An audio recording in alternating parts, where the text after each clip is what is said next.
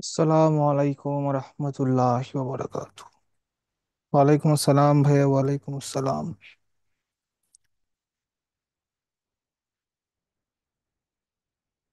কেমন আছো তোমরা? আশা করি আল্লাহর মধ্যে অনেক ভালো আছো। টাইম কি পরিবর্তন? না, টাইম তো পরিবর্তন না। এই টাইম গুলো হচ্ছে, ও হ্যাঁ, আজকের ক্লাসটা হচ্ছে এটা তোমার 8টায় হওয়ার কথা ছিল, বাট এটা একটু রিশিডিউল হয়েছে। হ্যাঁ, এই সময় তো তোমার আরেকটা ক্লাস ছিল, তো ওই সময় রিশিডিউল করা হয়েছে উম, একটু সমস্যার কারণে। এই সময় যে ক্লাসটা হওয়ার কথা ছিল সেটা হচ্ছে এর পরের স্লটে হবে ইনশাল্লাহ। আলহামদুলিল্লাহ ভাইয়া, ভালো আছি। আলহামদুলিল্লাহ অনেক অনেক ভালো আছি, এবং আশা করি আল্লাহর মধ্যে তোমরা অনেক ভালো আছো। দেখো, কথাবার্তা না বলে আমরা ক্লাসের দিকে চলে যাই। আজকে বলতে বলতে তোমাদের হচ্ছে লেকচার নাম্বার 10-এ চলে আসছি। এর আগে আমরা 9টা ক্লাস করেছি, তাই না? দেখো, আজকে কিন্তু আমরা হচ্ছে বাংলা দ্বিতীয়টা পড়বো। এর আগের ক্লাসে আমরা পড়েছিলাম ব্যাকরণিক শব্দ শ্রেণী 1। এর আগে আমরা পড়েছিলাম হচ্ছে ব্যাকরণিক শব্দ শ্রেণী 1, অর্থাৎ এর মধ্যে তোমরা পড়েছিলে, তোমাদেরকে আমি পড়িয়েছিলাম বিশেষ্য, বিশেষণ আর সর্বনাম। ওই তিনটা পড়িয়েছিলাম। আজকের ক্লাসে আমরা পুরো হচ্ছে ক্রিয়া, যোজক, আবেগ শব্দ, এটা হচ্ছে ব্যাকরণ শব্দ শ্রেণী 2। এবং এর পরে গিয়ে আমরা আবার পড়বো হচ্ছে তোমার অনুসর্গ। এর পরের ক্লাসে আমরা পড়বো হচ্ছে অনুসর্গ। তারপরে হচ্ছে তোমার আরো কয়েকটা আছে, সেই কয়েকটা মিলে আর আরেকটা আছে, ওগুলা পড়বো। হ্যাঁ, আজকে আমাদের মেন ফোকাস থাকবে হচ্ছে ক্রিয়াতে, কারণ ক্রিয়াটা হচ্ছে সব থেকে বেশি ইম্পর্টেন্ট ওই থিওরিটিক্যাল প্রশ্নের জন্য। থিওরিটিক্যাল প্রশ্নে ক্রিয়াটা আসে বারবার, এবং আবেগ শব্দ, এই দুটো হচ্ছে থিওরিতে খুব বেশি আসে। হ্যাঁ, এই দুটো আমরা ভালো করে মনোযোগ দিয়ে পড়বো আজকে। ভাই, এই প্রথম পিছন থেকে কিসের যেন আওয়াজ শোনা যাচ্ছে। কিসের আওয়াজ শুনতে পাইছো আদিব? জানাও তো। আওয়াজ তো শোনা যাওয়ার কথা না। এখনো শুনতে পাচ্ছ কিনা একটু জানাও। ওকে, দেখো, এই যে এখানে যেটা লেখা আছে এটা আগেও আমি তোমাকে বলেছি, পড়িয়েছি, যে হচ্ছে ব্যাকরণিক শব্দ শ্রেণীর একটা সংজ্ঞা এখানে দেওয়া আছে, সংজ্ঞা। এই সংজ্ঞাটা আমরা আগের ক্লাসেও দেখেছি যে বাংলা ভাষার শব্দসমূহের ব্যাকরণগত অবস্থান অনুযায়ী শব্দগুলোকে যে কয়েকটি ভাগে বিভাজিত করা হয় তাদেরকে বাংলা ভাষার ব্যাকরণিক শব্দশ্রেণী বলে। ইংরেজিতে তাকে বলা হয় পার্টস অফ স্পিচ, তাই না? ইংরেজিতে আমরা বলি হচ্ছে পার্টস অফ স্পিচ। ওকে, আর বাংলাতে বলতেছি আমরা ওটাকে হচ্ছে ব্যাকরণিক শব্দশ্রেণী। কয়টা আছে? মোট 8টা আছে। একটা হচ্ছে বিশেষ্য, বিশেষণ, সর্বনাম, ক্রিয়া, ক্রিয়া বিশেষণ, অনুসর্গ, যোজক, আবেগ, তাই না? এখানে একটা হচ্ছে নাম্বার মিস্টেক হয়ে গেছে, সেটা হচ্ছে এই যে দেখো, 6 হচ্ছে 2বার হয়ে গেছে আর কি। এই 8টা। হুম। আচ্ছা, এটা পড়েছো তোমরা। শব্দ এবং পদ এই দুটাও তোমরা চিনো। শব্দ হচ্ছে বাক্যে বসে, বাক্যে বসে, এটাও তোমরা পড়েছো, জাস্ট রিভিশনের জন্য রেখেছি। আর শব্দ হচ্ছে সব সময় সিঙ্গেল, সিঙ্গেল বসলে শব্দ, আর বাক্যে বসলে সেটা হয়ে যায় পদ, এটাও তোমরা পড়েছো। এই যে আজকে আমাদের এখানে হচ্ছে মূল কথা যে ক্রিয়াপদ, ইংরেজিতে যেটাকে আমরা বলি হচ্ছে ভাইয়া ভার্ব, তাই না? ভার্ব যেটাকে বলি এটা ক্রিয়াপদ বলা হয়।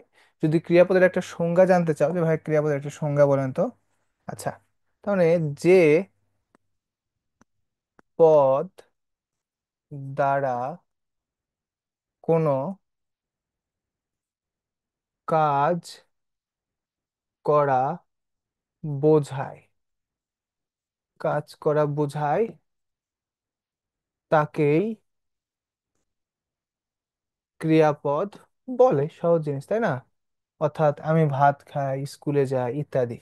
যেমন হিসেবে তুমি অনেক কিছুই লিখতে পারো।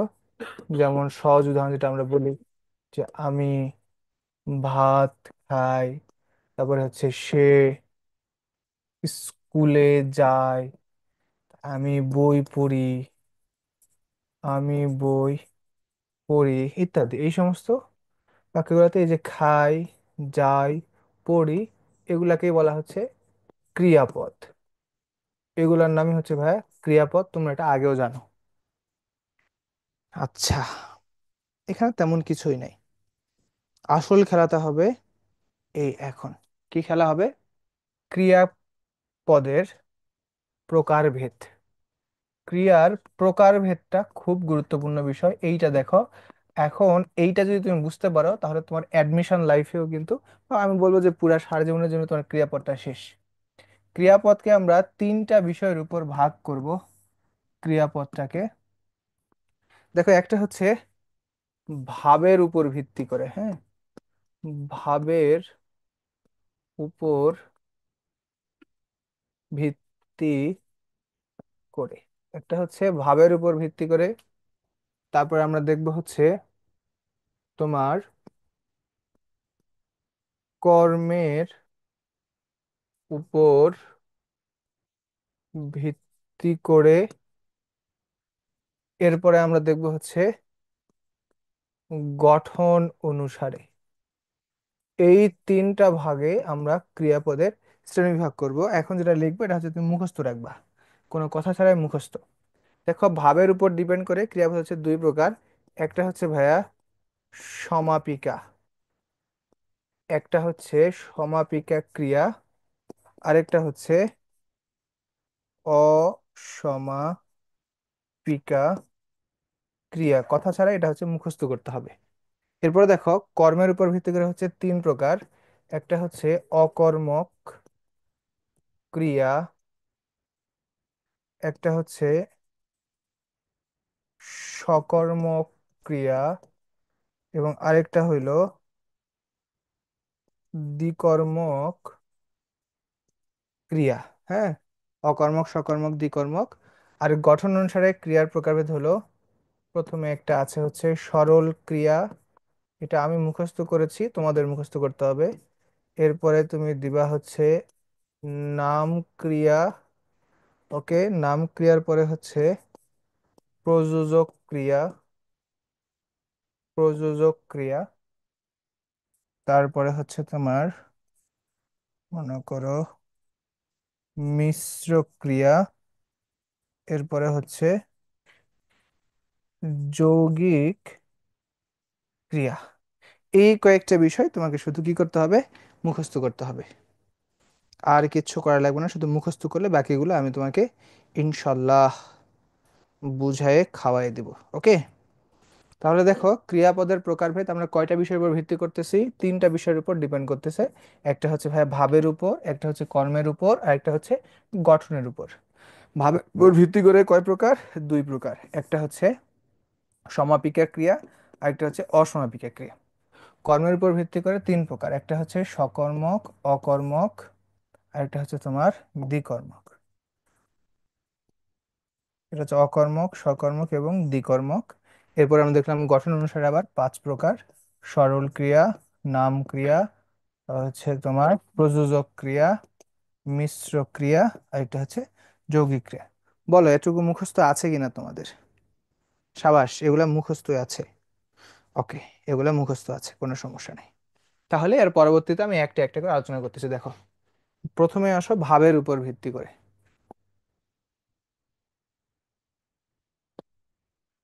Okay, প্রথমে যেটা আলোচনা করব সেটা হচ্ছে ভাবের উপর। ওকে, ভাবের উপর ভিত্তি করে ভাই বললাম দুই প্রকার, তাই না? একটা বলেছিলাম অসমাপিকা, একটা সমাপিকা। প্রথমে আসা হচ্ছে অসমাপিকা।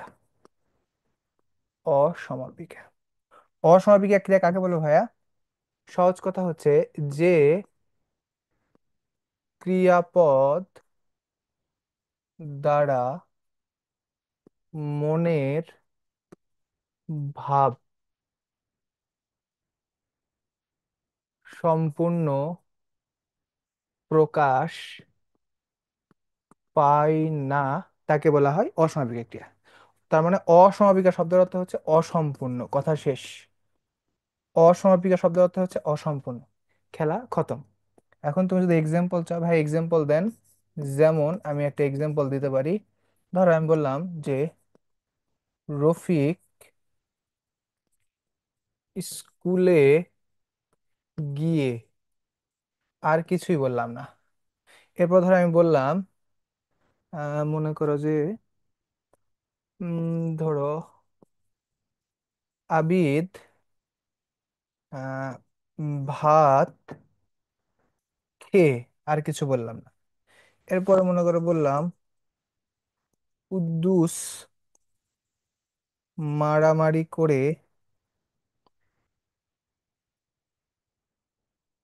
মারামারি করে ডট ডট ডট শেষ করলাম। অর্থাৎ দেখো তো, এখানে কি তোমার সম্পূর্ণ মনের ভাব প্রকাশ পাইছে?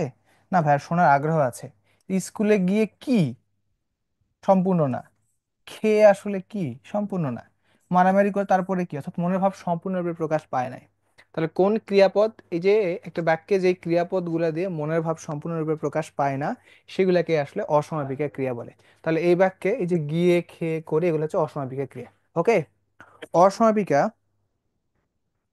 অসমাপিকা ক্রিয়া দেখো, একটা বৈশিষ্ট্য বলি অসমাপিকা ক্রিয়ার, এটা মনে রাখো। এই বৈশিষ্ট্যটা মনে রাখলে তোমার অনেক অংশে এটা চেনা সহজ হবে। দেখো এই প্রত্যেকটাতে গিয়ে এখানে বিভক্তি যুক্ত আছে, খেয়ে এ বিভক্তি যুক্ত আছে, করে এ বিভক্তি যুক্ত আছে। অর্থাৎ এই যে অসমাপিক ক্রিয়াতে মোটামুটি ক্ষেত্রে আমরা এ বিভক্তি দেখতে পাই। এগুলোর সাথে কো বিভক্তি যুক্ত থাকে, এ বিভক্তি যুক্ত থাকে। তাহলে অসমাপিক ক্রিয়ার সঙ্গে কি যুক্ত থাকে ভাইয়া? এ বিভক্তি যুক্ত থাকে। এটা মনে রাখতে পারলে কিন্তু তোমার জন্য এটা মানে ক্যাপচার করা খুব সহজ হবে। খেলা খতম। এরপরে আর কি বাকি থাকলো ভাই? একটা সমাপিকা ক্রিয়া।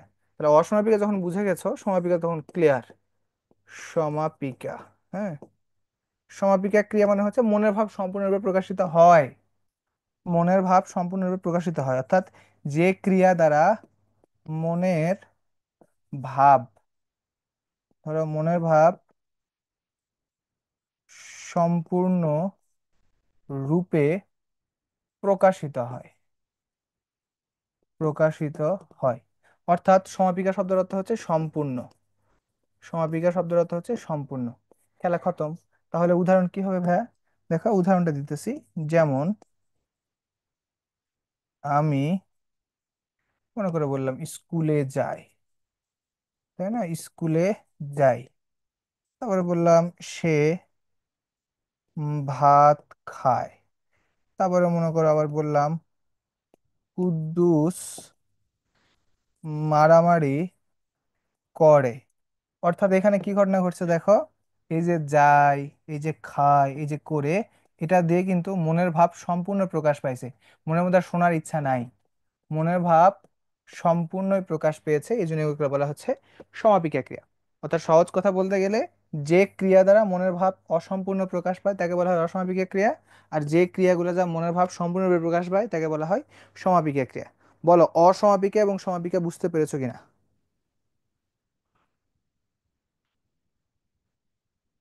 দেখো যেই সময়ে যে ভাষাগুলোর প্রচলন থাকে সেই মানুষগুলো ওই ভাষাগুলো বোঝে। সো আগে ওই কঠিন ভাষা ইউজ করতো সবাই, মানে সংস্কৃত ভাষার লোকজন বেশি জানতো, কথাবার্তা বলতো, অনেক সময় সাধু ভাষায় কথা বলতো, সেই জন্য আগের মানুষগুলো ওই কবিতার ভাষাগুলো বুঝতো ভালো। আমরা এখন যে ভাষাগুলো বুঝতেছি এখন থেকে 200 300 কিংবা 400 বছর পর দেখবা যে ওই ওই সময় মানুষগুলো কিন্তু এই ভাষাগুলো সহজে বুঝতে পারবে না।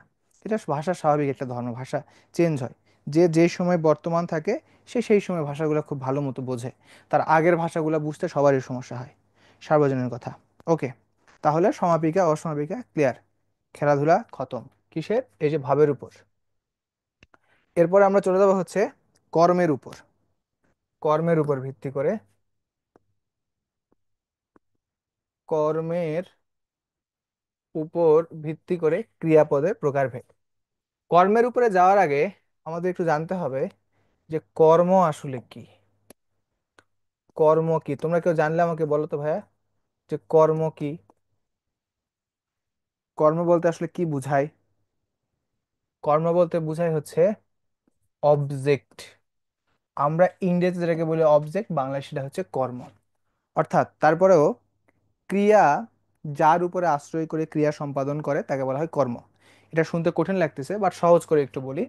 সেটা হচ্ছে তুমি যদি কোনো ভার্ব পাও, অবশ্যই ভার্ব তো থাকবে কারণ ভার্ব নিয়ে আলোচনা করতেছি। ওই ভার্বকে তুমি দুটা জিনিস যা প্রশ্ন করবা, একটা হচ্ছে কি, আরেকটা হচ্ছে কাকে। হ্যাঁ, একটা হচ্ছে কি আরেকটা হচ্ছে কাকে। এই কি এবং কাকে দিয়ে প্রশ্ন করে তুমি যেটা পাবা বাংলায় সেটাকে বলা হয় কর্ম। প্রশ্ন করে উত্তর পাইলে কর্ম পাবো, উত্তর না পাইলে কর্ম নাই। তাহলে দুটো জিনিস পাইলাম, একটা হচ্ছে কি আর একটা হচ্ছে কাকে। একটা হচ্ছে কি আর একটা হচ্ছে কাকে, তাই না? কি দিয়ে প্রশ্ন করলে আমরা উত্তর পাবো, কাকে দিয়ে প্রশ্ন করলে উত্তর পাবো, যে কোনো একটা পাইলেই কর্ম আছে বলে বুঝে নিবো আমরা। কি দিয়ে প্রশ্ন করলে যে কর্মটা পাবো তার নাম হবে হচ্ছে মুখ্য কর্ম। হ্যাঁ, এটা মনে রাখো। কি দিয়ে প্রশ্ন যাবে সেটা হচ্ছে মুখ্য কর্ম, আর কাকে দিয়ে যদি পাই সেটা হচ্ছে তোমার গৌণ কর্ম। গৌণ কর্ম উদাহরণ দিলে ক্লিয়ার হবে। সবার জানা একটা উদাহরণ দিচ্ছি। ধরো উদাহরণটা হচ্ছে, বাবা আমাকে মনে করো যে আইফোন কিনে দিলেন। ওকে, আমাকে তো দেয় নাই, তোমাদের দিবা হয়তো। কিনে দিলেন। ওকে, এই বাক্যে ক্রিয়া কোনটা? ক্রিয়া হইলো দিলেন। তাহলে এখন প্রশ্ন করো তো, কি দিলেন? কি দিলেন? আইফোন দিলেন। উত্তর পাইছি কি? আইফোন। তার মানে এখানে একটা কর্ম আমরা পেয়ে গেছি, এটা হচ্ছে কর্ম ওয়ান। আবার তুমি প্রশ্ন করতে পারো হচ্ছে কাকে দিলেন? কাকে দিলেন? আমাকে দিলেন। আরেকটা উত্তর পাইছি, আমাকে দিলেন। এটা হচ্ছে কর্ম টু। তার মানে এক বাক্যে একাধিক কর্ম থাকতে পারে, কোনো কিছু যায় আসে না। তাহলে এখানে আমরা মুখ্য কর্ম কোনটারে বলবো? এই যে কি দিলেন, এইটা ছিল ভাইয়া মুখ্য কর্ম। এইটা হচ্ছে মুখ্য কর্ম। আর যে কাকে, এইটা হলো গৌণ কর্ম। হ্যাঁ, এইটার নাম হলো তোমার গৌণ কর্ম। আবার কিছু কিছু বাক্য থাকতে পারে যেখানে কর্ম নাও থাকতে পারে। যেমন ধরো বলা হইলো আমি খাই। হ্যাঁ, আমি খাই, এটা তো একটা বাক্য, তাই না? তো এই বাক্যের ক্রিয়াকে দেখো, প্রশ্ন করো তো, ক্রিয়াকে প্রশ্ন করো, কি খাই? উত্তর কি আছে? না, নাই। আবার ক্রিয়াকে প্রশ্ন করো তো যে কাকে খাই? উত্তর কি আছে? না, নাই। তার মানে ক্রিয়ার কর্ম থাকতেও পারে, নাও থাকতে পারে। এইটুকু বুঝতে পেরেছো কিনা আমাকে বলো। কর্ম সংক্রান্ত ঝামেলা ক্লিয়ার কিনা? কর্ম বুঝতে পারছো কিনা যে ভাইয়া কর্ম কি জিনিস খুঁজে বের করতে পারবো? এতটুকু বুঝলাম, আর পরবর্তী আমি তোমাকে প্রকারভেদে নিয়ে যাব। ওকে, কর্ম, কর্ম কি চিনছো কিনা? কর্মটা কি জিনিস? কর্ম ব্যক্তিও হতে পারে, বস্তুও হতে পারে।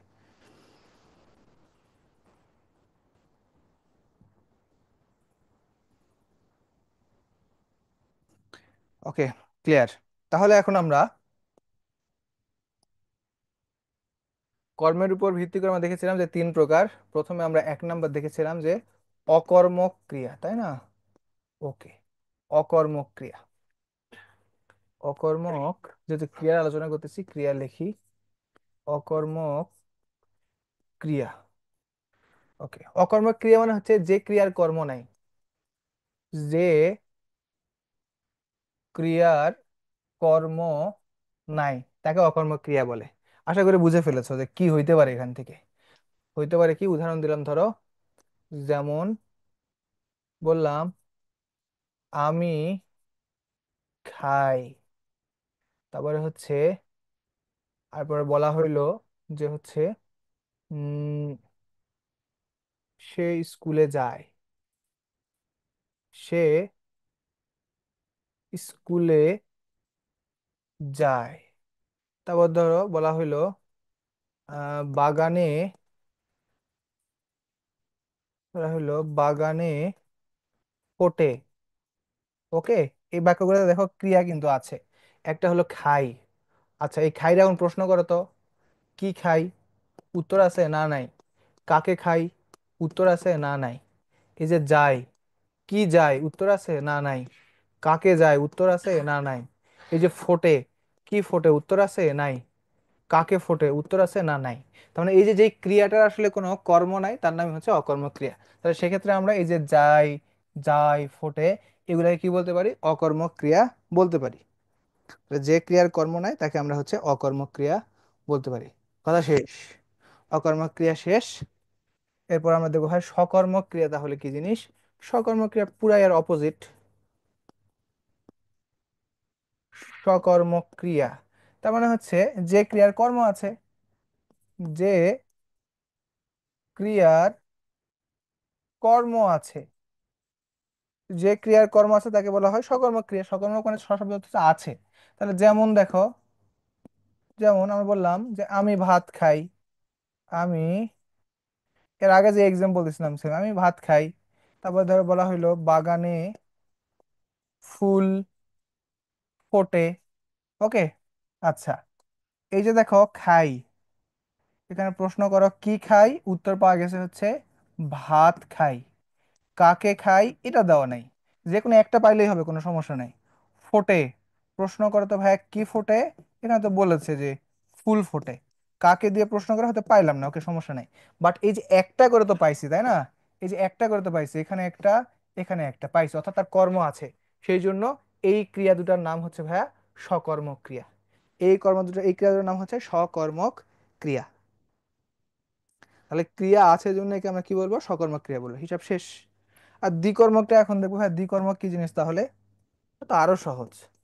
দ্বিকর্মক ক্রিয়া বুঝাই যাচ্ছে কি হইতে পারে।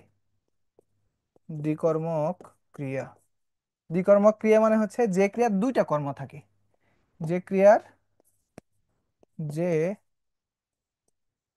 ক্রিয়ার দুইটি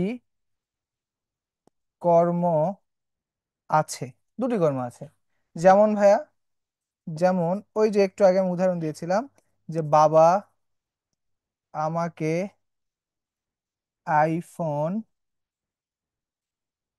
কিনে দিলেন। হ্যাঁ, এই বাক্যের ক্রিয়া কোনটা, ক্রিয়া হইতেছে দিলেন। ওকে তাহলে প্রশ্ন করি, কি দিলেন? উত্তর পাইলাম হচ্ছে আইফোন দিলেন। তার মানে এটা হচ্ছে কর্ম ওয়ান। কাকে দিলেন? আমাকে দিলেন। এই যে আমাকে দিলেন কর্ম টু। তার মানে এই বাক্যে যে ক্রিয়াটা ছিল, এই ক্রিয়ার কয়টা কর্ম আছে? দুইটা কর্ম আছে, এই জন্য এর নাম হচ্ছে দ্বিকর্মক ক্রিয়া। এই ক্রিয়াটার নাম দ্বিকর্মক ক্রিয়া, এই ক্রিয়াগুলোর নাম সকর্মক ক্রিয়া, এই কর্মের নাম হচ্ছে, এই ক্রিয়ার নাম হচ্ছে অকর্মক ক্রিয়া। কথা শেষ। তাহলে অকর্মক ক্রিয়া মানে যার কর্ম নাই, সকর্মক মানে যার কর্ম আছে, দ্বিকর্মক মানে যার দুইটা আছে। ওকে, তুমি কিন্তু এই যে এই দ্বিকর্মক ক্রিয়াকেও কিন্তু সকর্মক বলতে পারো, কোনো সমস্যা নাই, এটাও তো সকর্মক তাই না? তাহলে এই দুটা সেম জিনিস প্রায়। প্রত্যেকটাই কর্ম থাকলে সকর্মক হইতে পারে, বা দ্বিকর্মক হইতে গেলে দুটো থাকা লাগবে। এই সূক্ষ্ম পার্থক্যটা আশা করি তোমরা বুঝবা। তাহলে বলো, এই যে হচ্ছে তোমার ইয়ের উপর ভিত্তি করে, মানে কর্মের উপর ভিত্তি করে এটা ক্লিয়ার কিনা, কর্মের উপর ভিত্তি করে এটা ক্লিয়ার কিনা। শেষ।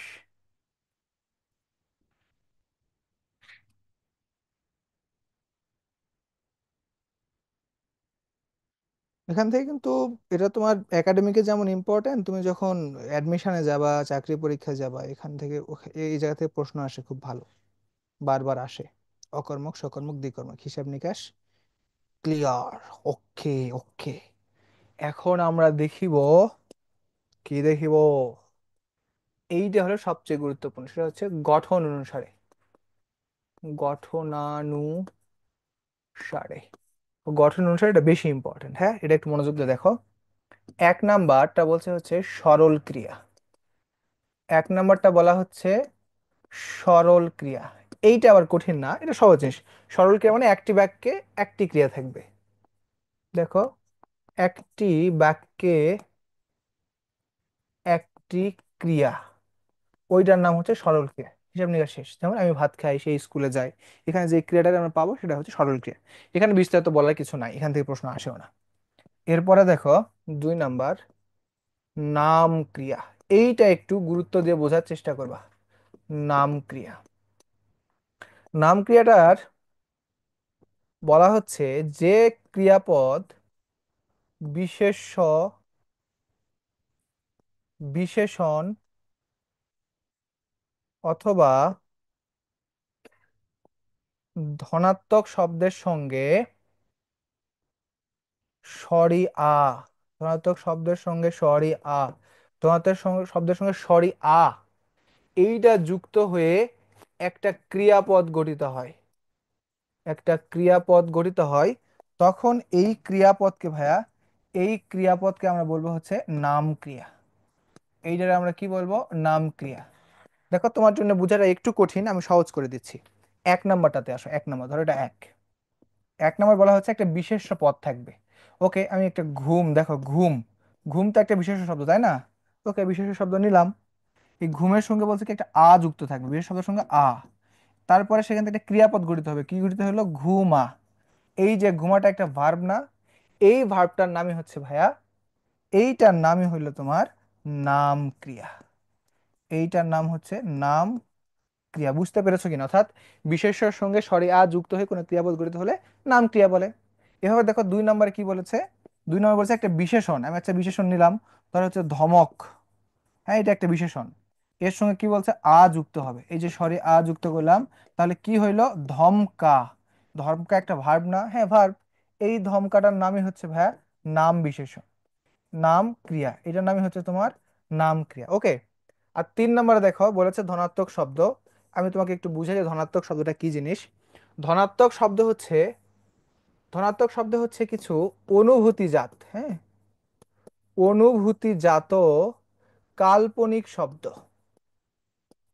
অনুভূতিজাত কিছু কাল্পনিক শব্দ, সেগুলাকে বলা হয় তোমার হচ্ছে ধনাত্মক শব্দ। যেমন দেখো, ভয়ে গা ছমছম করছে। আসলে ছমছম কি করে? ভয়ের কি আমার গা থেকে শব্দ বের হয়? ছম ছম ছম ছম শব্দ বের হয়? হয় না, আমরা এটাকে কল্পনা করে নিছি। তারপর দেখো আমরা বলি যে হচ্ছে মানুষটি খুক খুক করে কাশছে। তো কাশার সময় কি শুধু খুক খুক খুক খুক এমনই করে? না, করে না, আমরা হচ্ছে কল্পনা করে নিছি। ধর মানুষটি বা মেয়েটি হাউমাউ করে কাঁদছে। তো আসলে হাউ মাউ করে তো কাঁদে না, সে তো কাদার সময় কি হাউ মাউ এমনি কাঁদে? না, কাঁদে না, অনুভূতি করে নিছি। এই যে গায়ে ভয়ে ছমছম করছে, ঝমঝম করে বৃষ্টি হচ্ছে, ঠাঁ ঠাঁ করে রোদ পড়ছে, শোঁ শোঁ করে বাতাস বয়ে যাচ্ছে, এই সমস্ত শব্দগুলা যেগুলো সরাসরি কোনো চোখে দেখা যায় না, যেগুলোকে আমরা কাল্পনিক শব্দগুলাকে, মানে অনুভূতিজাত শব্দগুলাকে কাল্পনিক আকার দিয়ে দিছি, এগুলোকে বলা হচ্ছে ধনাত্মক শব্দ। এই ধরনের একটা শব্দ ধরো, ধরেন বলা হচ্ছে ঝমঝম, হ্যাঁ, ঝমঝম, মানে বৃষ্টি পড়ছে ঝমঝম, তো ঝমঝম তো আর হয় না, পূর্ণ শব্দ হয়, বাট আমরা ধরে নিছি। বলা হচ্ছে এই ধনাত্মক শব্দের সঙ্গে যে স্বরে আ যুক্ত হয়, এই যে স্বরে আ যদি যুক্ত হয়, তাহলে দেখো শব্দটা কি হয়ে যাবে? শব্দটা হয়ে যাবে হচ্ছে ঝম ঝমা। এই ঝমঝমা একটা ক্রিয়াপদ, এই ঝমঝমাটা হচ্ছে ক্রিয়াপদ এবং এর নামই হচ্ছে নাম ক্রিয়াপদ। ওকে। সহজ ব্যাপারটা দাঁড়ালে এমন যে যদি কোনো বিশেষ্যের সঙ্গে সরিয়া, বিশেষণের সঙ্গে সরিয়া বা ধনাত্মক শব্দের সঙ্গে সরিয়া যুক্ত হয়ে কোনো ক্রিয়াপদ গঠিত হয়, সেই ক্রিয়াপদগুলোর নাম হচ্ছে নাম ক্রিয়া। তাহলে নাম ক্রিয়া কয়টা উপায়ে গঠিত হয়? 3টা উপায়ে গঠিত হয়। একটা হচ্ছে বিশেষের সঙ্গে সরিয়া, বিশেষণের সঙ্গে সরিয়া, ধনাত্মকের সঙ্গে সরিয়া যুক্ত হয়ে নাম ক্রিয়া গঠিত হয়। বলো নাম ক্রিয়া বুঝেছো কিনা? একবার সহজ করে এক্সাম্পল দিছি, বুঝার উচিত। নাম ক্রিয়া কি বুঝতে পেরেছো? এইটাই কঠিন ছিল আর কি, আর একটাও কঠিন না, শুধু এইটাই কঠিন। এইটুকু বুঝলে তোমার ক্রিয়াপদ পুরোটাই পানি হয়ে যাবে, জলবৎ তরলং। ওকে, নাম ক্রিয়া বুঝেছো, তাহলে আমরা 3 নাম্বারটায় যাই। দেখো, নাম ক্রিয়ার পরে লিখে দিছিলাম হচ্ছে 3-এ প্রযোজক ক্রিয়া, প্রযোজক ক্রিয়া। এটা তোমাকে একটু মজা দিয়ে আমি বুঝাই। ধরো তুমি একটা মুভি করতে গেছো, মুভি, বা মুভি তো দেখো অনেকে, তাই না? আচ্ছা, মুভিতে কে থাকে? একটা একটা ডিরেক্টর থাকে, তাই না? মুভিতে একটা ডিরেক্টর থাকে এবং আমরা দেখি যে এখানে একটা হিরোও থাকে। আচ্ছা, এখন আমার প্রশ্ন হইলো অন্য জায়গায়। আমার প্রশ্ন হইলো ভাইয়া, এই ডিরেক্টর কি সরাসরি কোনো কাজ করে? না, ডিরেক্টরের কাজ হচ্ছে জাস্ট নির্দেশনা দেওয়া। সে হিরোকে বলে শাহিন ধরে ফেল, তখন হিরো গিয়ে মুভিটা করে ফেলে। আর যাই হোক, মানে ব্যাপারটা হচ্ছে এমন যে ডিরেক্টর হিরোকে বলে যে এখন লাফ দাও, ঝাঁপ দাও, এটা করো সেটা করো, তখন হিরো গিয়ে কাজ করে। তার ডিরেক্টর কিন্তু সরাসরি কাজ করে না, ডিরেক্টর আগে হিরোকে বলে, হিরো কাজটা করে। তো এই যে ডিরেক্টর মানে তুমি মনে রাখবে হচ্ছে প্রযোজক, ডিরেক্টর মানে তুমি মনে রাখবে হচ্ছে প্রযোজক, হ্যাঁ, এইটুকু মনে রাখবা। তাহলে এখান থেকে এই ক্রিয়াপদের সংজ্ঞাটা কেমন আসে জানো? যে ক্রিয়াপদ অন্যকে আশ্রয় করে ক্রিয়া সম্পাদন করে, যে ক্রিয়াপদ, যে ক্রিয়াপদ অন্যকে আশ্রয় করে বা অন্যের মাধ্যমে, অন্যকে আশ্রয় করে বা অন্যের মাধ্যমে ক্রিয়া সম্পাদন করে, অন্যের মাধ্যমে ক্রিয়া সম্পাদন করে, তাকে প্রযোজক ক্রিয়া বলে, তাকে প্রযোজক ক্রিয়া বলে। দেখো এক্সাম্পলটা খুবই সহজ, এক্সাম্পল তোমরা সারা জীবন শুনেছো। যেমন এই যে মা শিশুকে চাঁদ দেখায়। দেখো মজার ব্যাপার, দেখো এই জায়গায় এই মা হচ্ছে ডিরেক্টর, হ্যাঁ, মা হচ্ছে ডিরেক্টর, কারণ মা তো নিজে দেখে না, মা শিশুকে বলে বাবা দেখো, তখন শিশু হচ্ছে দেখার কাজটা করে, এই শিশু হচ্ছে হিরো। তো এই যে কোনো বাক্যে যদি ডিরেক্টর এবং হিরো দুজনে থাকে, ওই বাক্যে যে ক্রিয়াপদটা আমরা পাবো, এই ক্রিয়াপদের নাম আমরা দেব হচ্ছে প্রযোজক ক্রিয়া। প্রযোজক ক্রিয়া। ওকে, এটা হচ্ছে সহজ কথা। তাহলে আমি যদি বলি সাপুরে সাপ খেলা দেখায়, তাহলে আমি যদি লিখি হচ্ছে সাপুরে, দেখো, সাপুরে সাপ খেলা দেখায়। তাহলে যে এটা হচ্ছে খেলা দেখায় কে, সাপুরে দেখায় না সাপে দেখায়? সাপুরে সাপকে বলে সাপ খেল, তখন সাপ হচ্ছে খেলে। তার মানে এখানে আমরা একটা ডিরেক্টর পাচ্ছি, এই যেটা হচ্ছে ডিরেক্টর, সাপ হচ্ছে হিরো। এই জন্য এই বাক্যে যে ক্রিয়াপদ থাকবে ওই ক্রিয়াপদের নাম হবে হচ্ছে প্রযোজক ক্রিয়াপদ বা প্রযোজক ক্রিয়া। বলো প্রযোজক ক্রিয়া বুঝছো কিনা, ক্লিয়ার কিনা? এটা কিন্তু খুবই গুরুত্বপূর্ণ। ইংরেজিতে এটাকে বলা হচ্ছে কজেটিভ ভার্ব। হ্যাঁ, ইংরেজিতে বলা হচ্ছে কজেটিভ ভার্ব, সেটা বাংলায় হচ্ছে প্রযোজক ক্রিয়া। না, আগের ক্লাস না করলে এটাতে কোনো সমস্যা নেই, আগের ক্লাসের সাথে এটা কোনো সম্পর্ক নেই। আগের ক্লাস না করলে কোনো সমস্যা নেই, তুমি এই ক্লাসের টপিক এই ক্লাসের জন্য আলাদা। বলো প্রযোজক ক্রিয়া বুঝতে পেরেছো কিনা? ওকে, বুঝেছো বুঝেছো, প্রযোজক ক্রিয়া শেষ। এরপরে আমরা দেখব প্রযোজক ক্রিয়ার পরে মিশ্র ক্রিয়া বলেছিলাম, তাই না? প্রযোজক ক্রিয়ার পরে 4 নাম্বার ছিল হচ্ছে মিশ্র ক্রিয়া। মিশ্র ক্রিয়া। ওকে,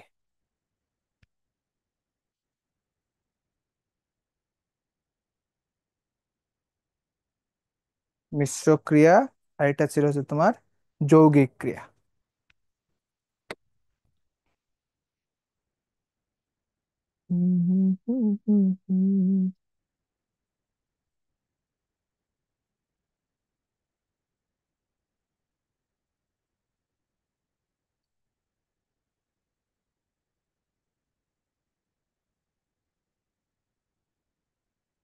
ওকে, ঠিক আছে।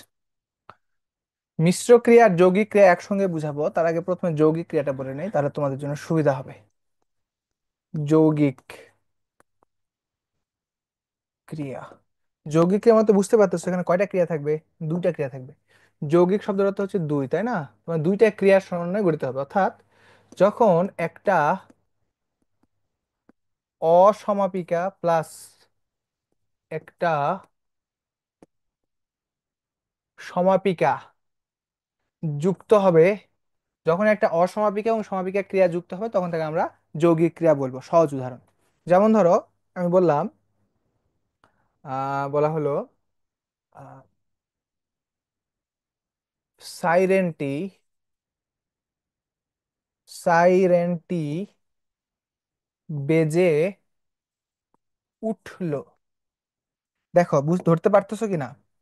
এই যে বেজে উঠলো, এই 2টা মিলে কিন্তু হবে ভাইয়া যৌগিক ক্রিয়াপদ। কেন? দেখো বেজে, এইটা হচ্ছে অসমাপিকা, আর উঠলো এইটা হলো সমাপিকা, অর্থাৎ একটা অসমাপিকা একটা সমাপিকা ক্রিয়া মিলে গঠিত হয় হচ্ছে যৌগিক ক্রিয়া। তো 2টা ক্রিয়া থাকবে এখানে, কয়টা ক্রিয়া থাকবে? 2টা।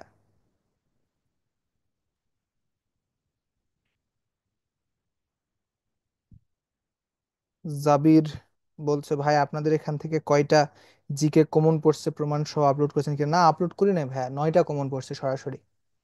9টা কমন পড়ছে, হ্যাঁ। 8টা কমন পড়ছে, 8টা। 10টার মধ্যে 8টা কমন পড়ছে, আমরা এইগুলো নিয়ে আর মাথা কামাই নাই পরে। সাইরেনটি বেজে উঠলো, এরপরে যদি বলা হয় হচ্ছে তুমি সে চাহিয়া দেখিলাম, তো আমি বললাম চাহিয়া দেখিলাম, চাহিয়া দেখিলাম। তারপর আমি বললাম হচ্ছে, মনে করো হচ্ছে বলা হইলো লোকটি মরে বাঁচলো, বা হচ্ছে আরো বিভিন্ন রকমের হইতে পারে। এই যে এটা হচ্ছে সবচেয়ে গুরুত্বপূর্ণ শনাক্তকরণের ক্ষেত্রে, মনে রাখবা। আমরা এটা শনাক্তকরণ একটু পরে পড়বো আবার। এটা থেকে প্রশ্ন বেশি আসে, যৌগিক ক্রিয়া। তাহলে যৌগিক ক্রিয়া মানে হচ্ছে একটা অসমাপিকা এবং একটা সমাপিকা ক্রিয়া মিলে কি গঠিত হয়? যৌগিক ক্রিয়া গঠিত হয়। এটা আশা করি বুঝে ফেলেছো। এরপরে দেখো লাস্ট যেটা ছিল, বা লাস্ট আছে একটা, সেটা হচ্ছে মিশ্র। মিশ্র ক্রিয়া, অনেকে একে জটিল ক্রিয়াও বলে। হ্যাঁ, মিশ্র ক্রিয়ার অপর নাম হচ্ছে অনেকেই জটিল ক্রিয়াও বলে, জটিল ক্রিয়াপদ বলে। তো জটিল ক্রিয়া মিশ্র ক্রিয়া কোনটা? তুমি দেখবা যে এখানে বিশেষ্য বিশেষণ, এখানেও তুমি দেখবা যে বিশেষ্য বিশেষণ বা ধনাত্মক শব্দের পরে আরেকটা ক্রিয়াপদ আছে। আরেকটা ক্রিয়াপদ আছে সরাসরি। ক্রিয়াপদ থেকে যেটা গঠিত হবে সেটার নাম হচ্ছে মিশ্র ক্রিয়া। মিশ্র ক্রিয়া। যেমন উদাহরণ দেই তাহলে তোমার জন্য সহজ হবে, দেখো। একটা বিশেষ্য নিলাম, ধরো ভাত। হ্যাঁ, ভাতের সঙ্গে যুক্ত করলাম দে, ভাত দে। তাহলে পুরোটা মিলে একটা মিশ্র ক্রিয়া হলো। তারপরে কেউ যদি বলে হচ্ছে ভাইয়া ভাত খা, এটা হচ্ছে একটা মিশ্র ক্রিয়া হইলো। হ্যাঁ, এরপরে আবার দেখো বিশেষণ, ধরো হচ্ছে ভালো, তুমি আমাকে বললা ভালো হ। তারপরে মনে করো তুমি বললা যে বাঁশ খা।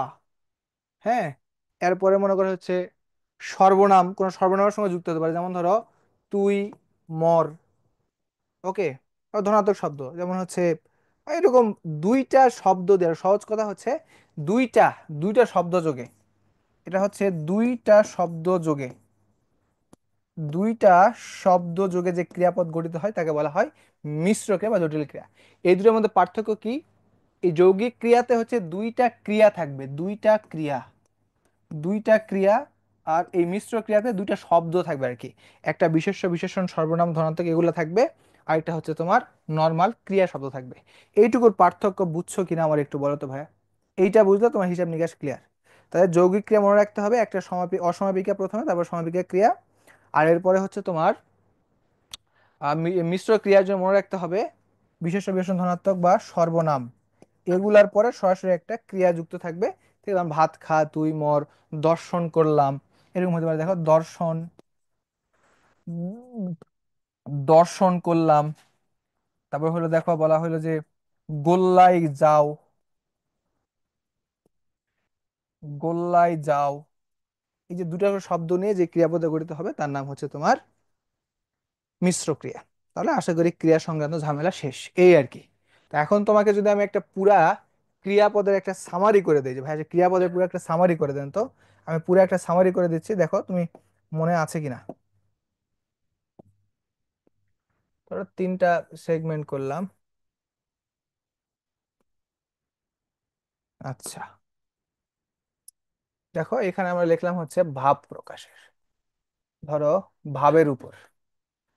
প্রথমটা ছিল হচ্ছে ভাইয়া অসমাপিকা,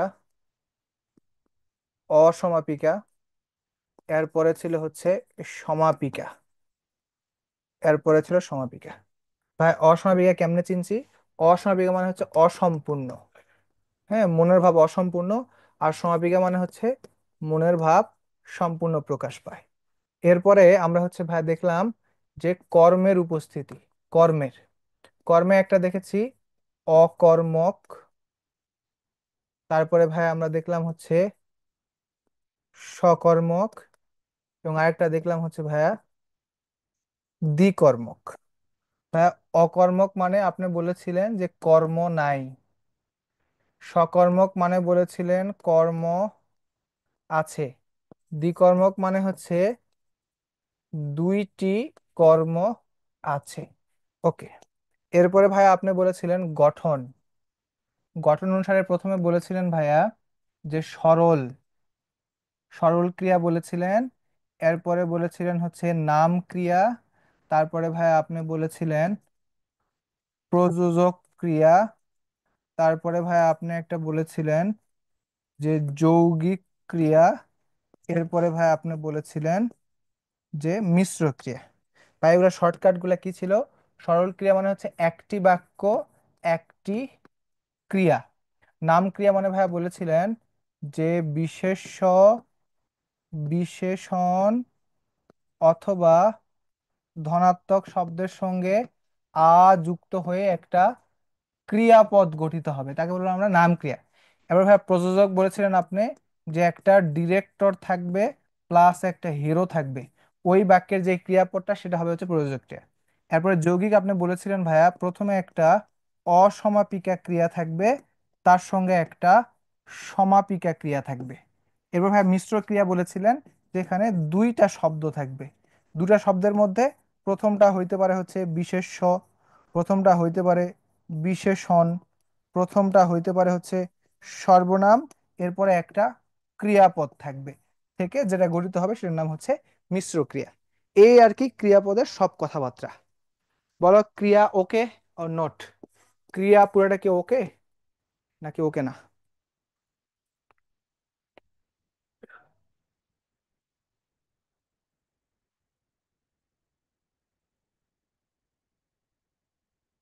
আদিপ, কি বলো, এই স্লাইডে আপনি পীর হয়ে গেলেন। পীর মানে কি? পীর তো বুঝি নাই, ক্লিয়ার করে বলো। ওকে, ক্লিয়ার। ঠিক আছে, সাবাস সাবাস সাবাস। তাহলে ক্রিয়ার হিসাব নিকাশ ক্লিয়ার। আমরা তাহলে একটু দেখি ক্রিয়াপদ আসলে পারো কিনা, দেখো। একটা প্রশ্ন দেখবো, Barishal board, Dinajpur board, Jashore board, অনেকগুলা বোর্ডে আসছে। সেটা হচ্ছে ক্রিয়াপদের শ্রেণী বিভাগ, সরি, বলা হচ্ছে, প্রশ্নটা এমন না, এটা একটু ভুল উঠছে, আমি বলি। এখানে বলছে হচ্ছে যৌগিক ক্রিয়া, ধুর, মাথা খারাপ হয়েছে। এখন থিওরিটিক্যাল প্রশ্নের জন্য, থিওরি প্রশ্নে ক্রিয়া থেকে কিন্তু বারবার প্রশ্ন আসে। আমি এতক্ষণ যা যা আলোচনা করলাম তার একটা গোছানো উত্তর এখানে দেওয়া আছে, হ্যাঁ, গুছিয়ে লেখা আছে একটা নোট। এই নোট পরীক্ষায় লিখলে সম্পূর্ণ মার্ক পাওয়া যাবে। যেমন ক্রিয়াপদ কাকে বলে, উদাহরণসহ শ্রেণীবিভাগ দেখাও। তাহলে ক্রিয়াপদের সংজ্ঞা দেওয়া আছে, ক্রিয়াপদের শ্রেণীবিভাগ দেওয়া আছে, সমাপিকা, অসমাপিকা, সমাপিকা ক্রিয়া কাকে বলে, অসমাপিকা কাকে বলে, এক্সাম্পল সহ দেওয়া আছে। এবার সে হচ্ছে দেখো, কর্মের উপস্থিতিতে দুই প্রকার, সকর্মক, অকর্মক, দ্বিকর্মক, তিন প্রকার, তিনটা দেওয়া আছে, উদাহরণ সহ দেওয়া আছে। আবার দেখো এই যে গঠন অনুসারে কত প্রকার, পাঁচ প্রকার, সরল ক্রিয়া, প্রযোজক ক্রিয়া, নাম ক্রিয়া, সংযোগ ক্রিয়া, যৌগিক ক্রিয়া, প্রত্যেকটা এক্সাম্পল সহ দেওয়া আছে। মানে তুমি এই জায়গাতে থিওরিটিক্যাল প্রশ্ন আসলে সুন্দর করে স্লাইডটা থেকে গুছিয়ে লিখতে পারবা। ওকে, আচ্ছা। এখন আমরা একটু শনাক্তকরণের দিকে চলে যাব। দেখো এটা হচ্ছে ময়মনসিংহ বোর্ড 23-এ আসছে, প্রশ্ন হচ্ছে নিচের অনুচ্ছেদ থেকে পাঁচটি যৌগিক ক্রিয়া নির্ণয় করো। যৌগিক ক্রিয়া মানে কি? যৌগিক ক্রিয়া মানে হচ্ছে একটা অসমাপিকা প্লাস সমাপিকা এই যুগে গঠিত হয়েছে কোন ক্রিয়াপদ, অর্থাৎ দুইটা ক্রিয়া একসঙ্গে আছে এরকম করে খুঁজে বের করবো আমি। দেখো চাহিয়া দেখিলাম, প্রথমে পাইছে একটা। দেখো দুইটা ক্রিয়াপদ আছে, একটা হচ্ছে এই যে, দুটা ক্রিয়া যোগ একসঙ্গে পাইলে সেটা আমরা হচ্ছে এই যে তোমার যৌগিক ক্রিয়া দিয়ে দেব। তাহলে চাহিয়া দেখিলাম, ভালো করে দাগাই দেই, এমনে না দিয়ে, এই যে, ওকে।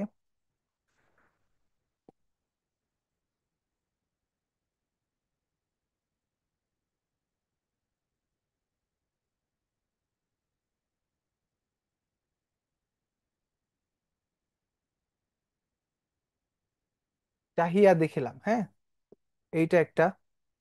হঠাৎ কিছু বুঝিতে পারিলাম না, এই দেখো বুঝিতে পারিলাম, দুটা কেবল একসঙ্গে আছে। প্রথমে মনে করিলাম ওয়ালিংটন, অর্থাৎ হঠাৎ বীরত্ব প্রাপ্ত হইয়া আমার নিকট কি আফিং ভিক্ষা করিতে আসিয়াছে, এই যে দেখো করিতে আসিয়াছে, দুটা ক্রিয়া একসঙ্গে আছে। প্রথম উদ্যমে পাষাণবৎ কঠিন হইয়া বলিব মনে করিলাম যে ডিউক মহাশয়কে ইতপূর্বে যথাযথ পুরস্কার দেওয়া গিয়েছে, দেওয়া গিয়েছে, হ্যাঁ, দেওয়া গিয়েছে, এক্ষুনি আর অতিরিক্ত পুরস্কার দেওয়া যাইতে পারে না। এই যে দেওয়া যাইতে পারে না, যাইতে পারে না, এটা মিলে একটা হয়ে গেল, এখান থেকে পাঁচটা কিন্তু উত্তর বের হয়ে গেছে। বলো বুঝেছো কিনা এটা? এটা কি বুঝেছো? পাঁচটা বের করতে হবে, পাঁচটা বের করে ফেলছি কিন্তু আমরা। হুম, আরো কিন্তু আছে, এই যে মনে করিলাম, না মনে করিলাম এটা হবে না, মনে করিলাম হবে না। আশা করি ক্লিয়ার। এরপরটা দেখো, নিচে অংশ থেকে পাঁচটি ক্রিয়াপদ, জাস্ট পাঁচটা ক্রিয়াপদ খুঁজে বের করতে বলছে। তাহলে এতদিন যে প্রতি সন্ধ্যায় আমি বিনোদার বাড়িতে গিয়া, এই যে একটা অসমাপিকা ক্রিয়া, তাকে অস্থির করিয়া তুলিয়াছিলাম, অস্থির করিয়া তুলিয়াছিলাম, বিনোদাদার বর্ণনা ভাষা অত্যন্ত সংকীর্ণ বলিয়াই তাহার কথাটি স্ফুলিঙ্গের মতো আমার মনের মাঝে আগুন জ্বালিয়া দিয়েছিল, আগুন জ্বালিয়া দিয়েছিল। এখানে শুধু ক্রিয়াপদ, সেটা সমাপিকা হইতে পারে, অসমাপিকা হইতে পারে, যৌগিক হইতে পারে, মিশ্র হইতে পারে, কিছু যায় আসে না। তারপর দেখো এই যে বুঝিয়াছিলাম, মেয়েটির রূপ বড় আশ্চর্য, কিন্তু না দেখিলাম তাহাকে চোখে, না দেখিলাম তাহার ছবি, সমস্ত অস্পষ্ট হইয়া রহিল, হইয়া রহিল। এই যে হিসাব নিকাশ শেষ। এখান থেকে মাত্র পাঁচটা নির্ণয় করতে বলছে। দেওয়া যাইতে কি হতো? দেওয়া যাইতে ওটা পুরাটাকে তোমার হচ্ছে এই অসমাপিকা, এই যে তোমার হচ্ছে কি বলে, যৌগিক ক্রিয়া গঠিত হয় কিভাবে, একটা হচ্ছে লাগবে অসমাপিকা, একটা অসমাপিকা ক্রিয়া লাগবে, বুঝছো, অসমাপিকা প্লাস একটা সমাপিকা লাগবে।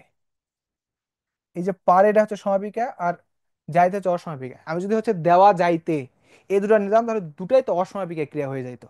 তো দুটা অসমাপিকা ক্রিয়া হয়ে গেলে তো আর ওটাকে তো আমরা তোমার মিশ্র ক্রিয়া বলতে পারতাম না। যৌগিক ক্রিয়া বলতে পারতাম না, হ্যাঁ। এই জন্য আমরা হচ্ছে যাইতে পারে এটা নিছি।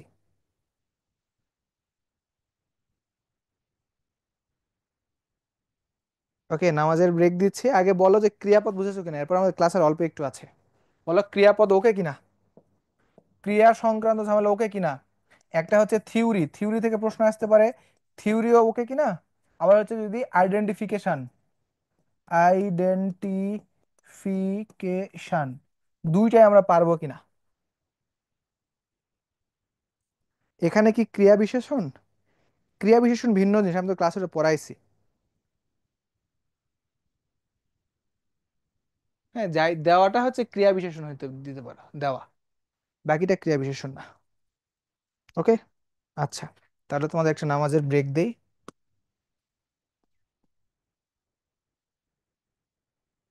ব্রেক টিল, এখন বাজে হচ্ছে 5টা 53। তোমরা হচ্ছে 6টা 05 PM এ আসবা। ওকে, পারবো।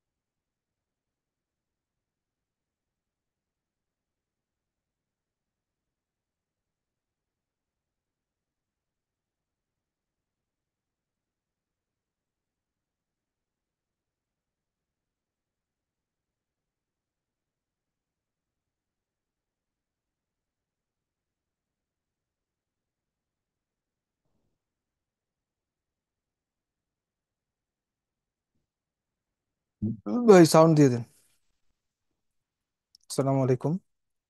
আদিব বলেছো যে আমি নাকে বুঝিয়েছি, আচ্ছা না সংক্রান্ত ঝামেলা একদিন ক্লিয়ার করে দিব। জাবির বলছো যে ভাই বাংলার এমসিকিউ প্রিপারেশন নিব কিভাবে? এমসিকিউ প্রিপারেশন নিবা হচ্ছে রিডিং বইটার টেক্সট ভালো করে পড়বা, এরপরে হচ্ছে টেস্ট পেপার কিংবা গাইড বই যাই আছে সেখান থেকে বেশি বেশি করে এমসিকিউ সলভ করবা, এই আর কি।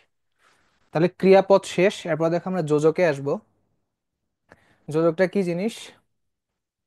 যোজক বলতে হচ্ছে যেটা কানেক্ট করে, কানেক্টরস, হ্যাঁ। যোজক বলতে ইংরেজিটা কানেক্টরস বলা হয়, ওইটাই হচ্ছে তোমার যোজক।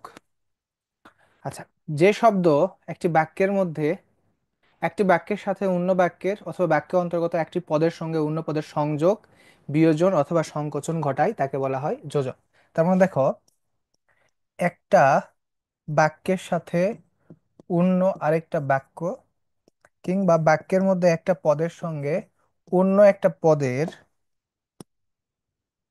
অন্য একটা পদের তিনটা কাজ করতে পারে। একটা হইলো সে হচ্ছে সংযোগ ঘটাইতে পারে, সংযোগ। একটা হচ্ছে বিয়োজন, দেখো বিয়োজন, অথবা সংকোচন, অথবা সংকোচন ঘটায় যারা, এই তাদেরকেই বলা হয় যোজক। তাহলে যোজকের কাজ আমরা কয়টা পেলাম ভাই? যোজকের কাজ হচ্ছে তিনটা। এক, সে সংযোগ ঘটাবে, দুই, বিয়োজন করতে পারে অথবা সংকোচন করতে পারে।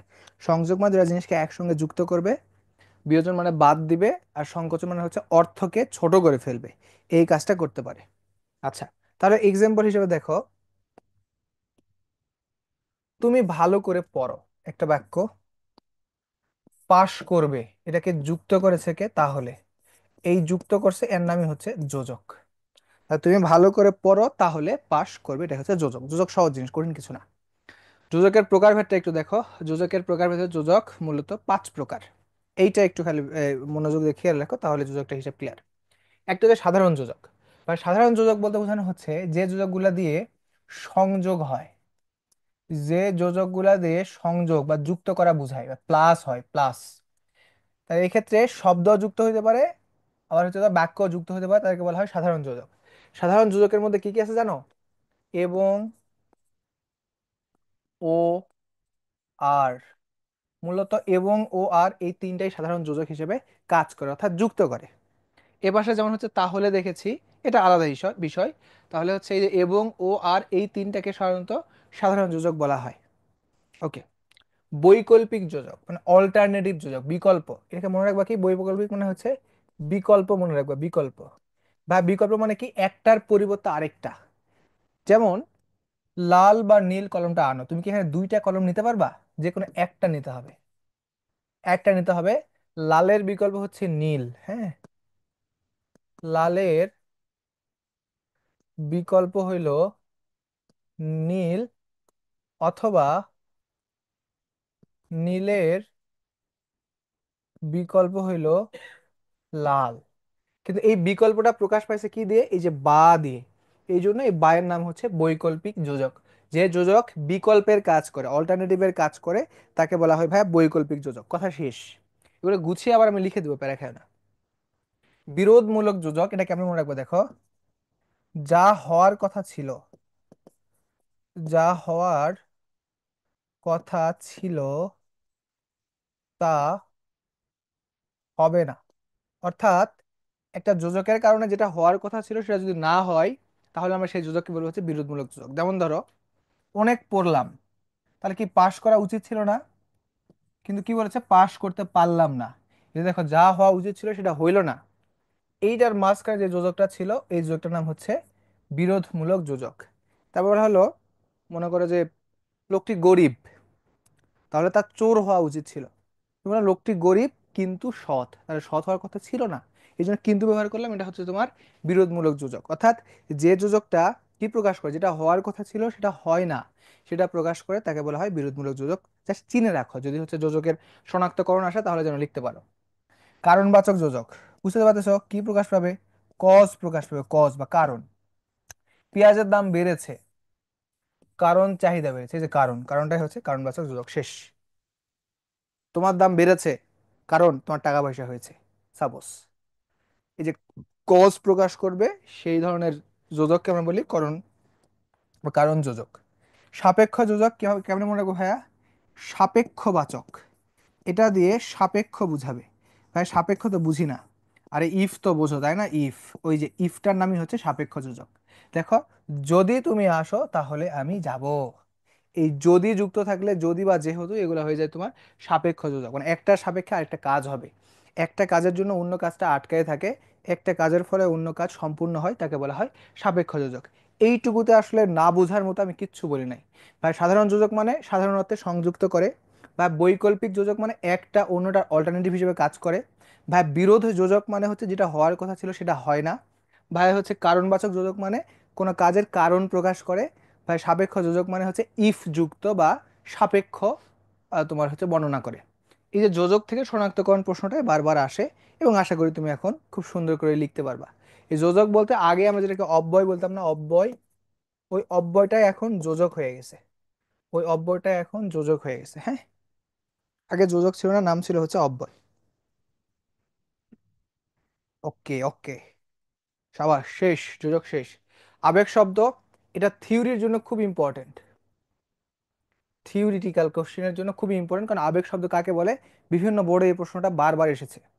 সো তোমাকে আমি আবেগ শব্দ আসলে বুঝার কিছু নাই, আবেগ শব্দে খুব বেশি বুঝার কিছু নাই, কারণ আমরা প্রত্যেকটা মানুষই প্রায় আবেগের বস্তা।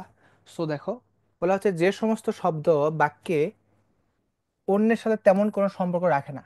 আবেগ শব্দের একটা বড় বৈশিষ্ট্য হচ্ছে সে বাক্যের সঙ্গে, দেখো, সে বাক্যের সাথে খুব বেশি অর্থ রাখে না, বাক্যের সাথে খুব বেশি তোমার হচ্ছে সম্পর্ক রাখে না।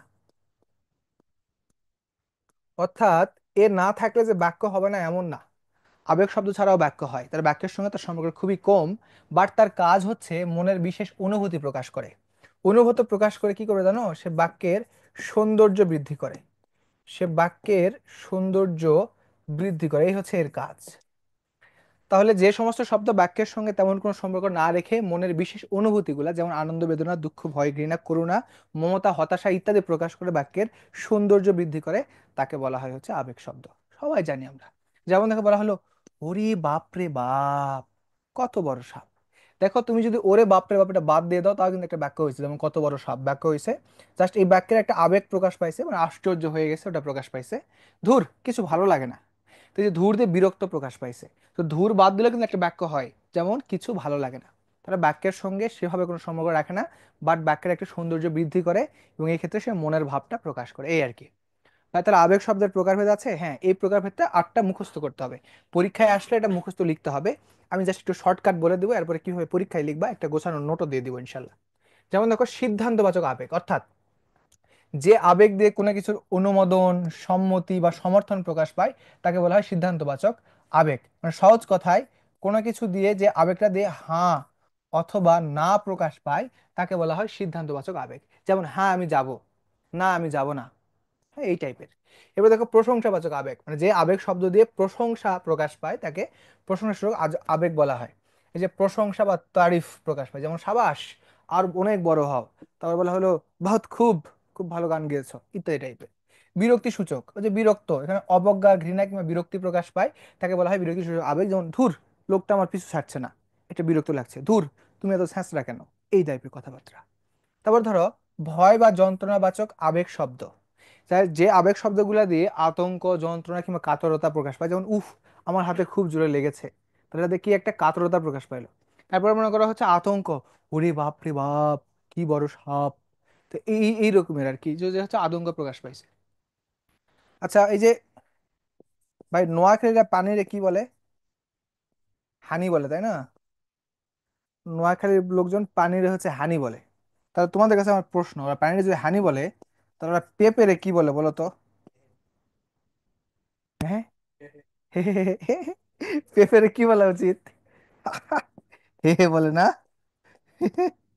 হে বলে, তাই তো হওয়া উচিত, কিন্তু হে তো বলে না। আচ্ছা, বিস্ময় সূচক আবেগ শব্দ মানে আশ্চর্য, মানে যেটা দিয়ে মনের আশ্চর্য একটা ভাব প্রকাশ পায়, যে মনে করো যে বলা হইলো যে আশ্চর্য প্রকাশ পেয়েছে, আশ্চর্যান্বিত হয়েছে, কিভাবে বলি, উদাহরণ একটু পরে দেওয়াই আছে। বলে ওই যে ওরে ওরে বাপরে বাপ কি বড় সাপ, এটা একটা আশ্চর্য ভাব প্রকাশ পেয়েছে। করুণাবাচক আবেগ শব্দ, করুণা বা অনুভূতি মানে সহানুভূতি প্রকাশ পায়, এই ধরনের শব্দগুলোকে বলা হয় করুণাবাচক আবেগ। সম্বোধনবাচক, কাউকে ডাকা হলো, ডাকলে বা সম্বোধন করলে বা আহ্বান করলে যে সমস্ত আবেগ ব্যবহার করা হয় তাকে আহ্বানবাচক আবেগ শব্দ বলা হয়। আলংকারিক মানে হচ্ছে এগুলা বাক্যের সঙ্গে খুব একটা অর্থ না রেখে এমনি নর্মাল মজা দেওয়ার জন্য, বাক্যের সৌন্দর্য বৃদ্ধির জন্য এগুলো ব্যবহার করা হয়, সেগুলোকে বলা হয় আলংকারিক আবেগ। এখান থেকে খুব বেশি গুরুত্বপূর্ণ তেমন কিছু নাই, জাস্ট মুখস্থ করতে হয়। তো এখানে তো জাস্ট একটা সিম্পল একটা শর্টকাট টেকনিক দেওয়া হয়েছে। বা এটা যদি তুমি গুছিয়ে উত্তর লিখতে চাও তাহলে দেখো আমি এখানে একটা গোছানো নোট আকারে দিয়ে দেওয়া আছে, এই নোটটা পড়লে তোমার জন্য ক্লিয়ার। আবেগ শব্দ কাকে বলে, আবেগ শব্দ শ্রেণীবিভাগ উদাহরণ সব বর্ণনা করো। দেখো অনেকগুলো বোর্ডে আসে, Dhaka board, Comilla board, Mymensingh board, Chittagong board, Rajshahi board, Barishal board, Sylhet board, সব বোর্ডে চলে এসেছে অনেকবার। তাহলে এখানে একটা সংজ্ঞা দেওয়া আছে, প্রথমে দেখো যেসব শব্দ বাক্যের অন্য শব্দ আমি যা বলেছিলাম ওইটাই, ওকে। এবার আবেগ শব্দের শ্রেণীবিভাগ বিস্ময় সূচক, এখানে বিস্তারিত লেখা আছে। এ ধরনের আবেগ শব্দে বিস্মিত বা আশ্চর্য হওয়ার ভাব প্রকাশ পায়, যেমন আরে তুমি আবার কখন এলে, আ কি বলছো, ও ফিরে এসেছে, এভাবে। এবার দেখো প্রশংসাবাচক, প্রশংসা করছে, এই ধরনের আবেগ শব্দে প্রশংসা বা তারিফের মনোভাব প্রকাশ পায়, যেমন সাবাস খেলার মতো খেলা দেখালে, বাহ বড় চমৎকার ছবি এঁকেছো তো। এরপর দেখো বিরক্তি সূচক আবেগ, যেমন এই ধরনের আবেগ শব্দে বিরক্তি বা অবজ্ঞা প্রকাশ পায়, যেমন ছি এই কাজটি তোর, কি যন্ত্রণা, এভাবে দাঁড়িয়ে কতক্ষণ থাকবো ইত্যাদি। এরপরে দেখো বলছে ভয় ও যন্ত্রণাবাচক আবেগ শব্দ, এই ধরনের আবেগ শব্দে আতঙ্ক, যন্ত্রণা, ভয়, কাতরতা ইত্যাদি প্রকাশ পায়, যেমন উফ পায়ে বড্ড লেগেছে, আহ কি বিপদ। করুণাবাচক, করুণা প্রকাশ পায়, এ ধরনের আবেগ শব্দে করুণা, অনুভূতি ইত্যাদি প্রকাশ পায়, যেমন হায় হায় আমার এখন কি হবে, আহা লোকটি দেখতে পায় না। সিদ্ধান্তবাচক আবেগ, এ ধরনের আবেগ শব্দ দিয়ে অনুমোদন, সম্মতি, সমর্থন ইত্যাদি ভাব প্রকাশ পায়, যেমন আপনি যখন বলেছেন বেশ আমি যাব, এই বেশ শব্দের অর্থ হচ্ছে হ্যাঁ আমি যাব। এই যে উহু মানে হচ্ছে না, ও কাজ আমাকে দিয়ে হবে না। তো সম্বোধনবাচক আবেগ, এই ধরনের আবেগ শব্দ দিয়ে সম্বোধন বা আহ্বান করার ক্ষেত্রে ব্যবহৃত হয়, যেমন হে বন্ধু চলো ফিরে যাই গ্রামে, ওরে তুই কোথায় চললি ইত্যাদি। আলংকারিক আবেগ, এ ধরনের আবেগ শব্দ বাক্যের অর্থের পরিবর্তন না ঘটিয়ে জাস্ট কোমলতা বা মাধুর্য ইত্যাদি বৈশিষ্ট্যে সংশয়, অনুমতি ইত্যাদি প্রকাশ করে, তাকে হচ্ছে আলংকারিক আবেগ বলে। যেমন ধুর পাগলা তোকে কিছুই বলেনি, মাগো মা লোকে এমন হাসতেও পারে, মানে খুব একটা অর্থের কোনো চেঞ্জ করে না সে। এই হচ্ছে গোছানো একটা নোট, এটা যদি তুমি পরীক্ষায় লেখো এখান থেকে শনাক্তকরণ খুব বেশি আসে না, আসেই না আর কি, শুধু থিওরিটিক্যালটা আসে, শনাক্তকরণ আসলে তো পারবা, কারণ প্রত্যেকটা আবেগ শব্দ শেষেই আবেগ চিহ্ন দেওয়া থাকে। শনাক্তকরণ আসলে তো খুবই সহজ, আবেগ চিহ্ন পাইলেই সেটা হয়ে যায়। স্লাইড গুলাও কি পড়বো? হ্যাঁ আমি স্লাইডে যে তোমাকে সুন্দর নোট দিচ্ছি, যেগুলা এই নোট আকারে দেওয়া আছে এগুলো অবশ্যই তুমি পড়বা। তোমার কোনো বই পড়ার দরকার নাই, স্লাইড পড়লেই হবে, স্লাইড পড়লেই হবে। অথবা এই স্লাইড দেখে দেখে খাতায় নোট করে রাখবা, তাহলে তোমার যতদিন পরীক্ষা হয় না পরীক্ষা পর্যন্ত এটা এনাফ, আর কিছু লাগবে না তোমাকে। ওকে।